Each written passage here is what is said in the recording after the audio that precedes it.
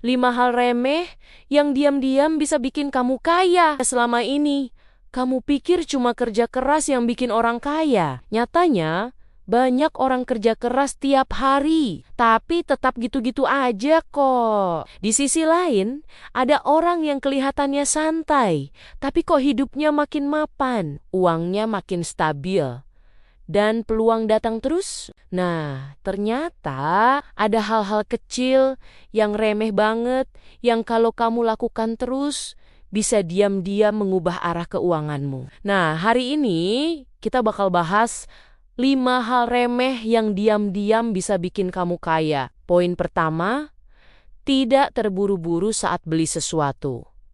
Orang kaya bukan berarti gak pernah beli barang mahal, tapi mereka jarang beli secara impulsif. Mereka ngasih jarak waktu antara keinginan membeli dan keputusan untuk membeli. Biasanya mereka nunggu 3 hari, seminggu, bahkan sebulan sebelum memutuskan.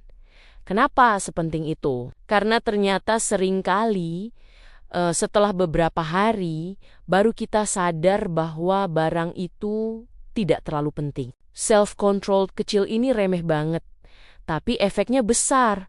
Karena setiap kali kamu menunda pemborosan, kamu sedang melatih otot finansialmu. Poin kedua, selalu mencatat pengeluaran harian.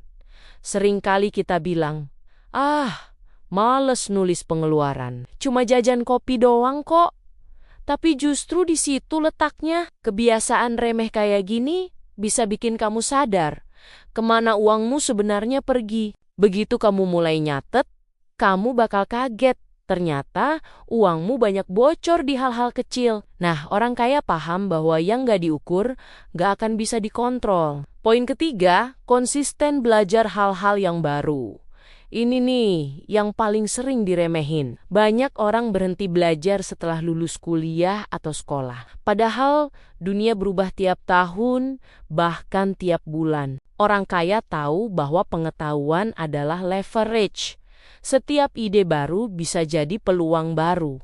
Baca 1 buku sebulan, dengerin podcast bermanfaat yang full daging, 10 menit sehari, atau nonton video edukatif kayak gini. Semua itu adalah investasi otak. Dan orang yang rajin menambah nilai dirinya, lama-lama uanglah yang justru ngikutin dia. Poin keempat, bergaul dengan orang-orang yang membangun. Kalau kamu nongkrong sama orang yang tiap hari ngeluh, gosip, dan selalu nyalahin keadaan, maka mindsetmu akan ikut ketarik turun. Tapi kalau kamu mulai sering ngobrol sama orang yang punya semangat maju, otomatis energi serta mindsetmu ikut naik. Karena ternyata lingkungan itu nular. Banyak orang sukses bukan karena paling pintar, tapi karena mereka berada di lingkungan yang bikin mereka berpikir lebih besar. Poin kelima, nggak malu mulai dari sesuatu yang kecil.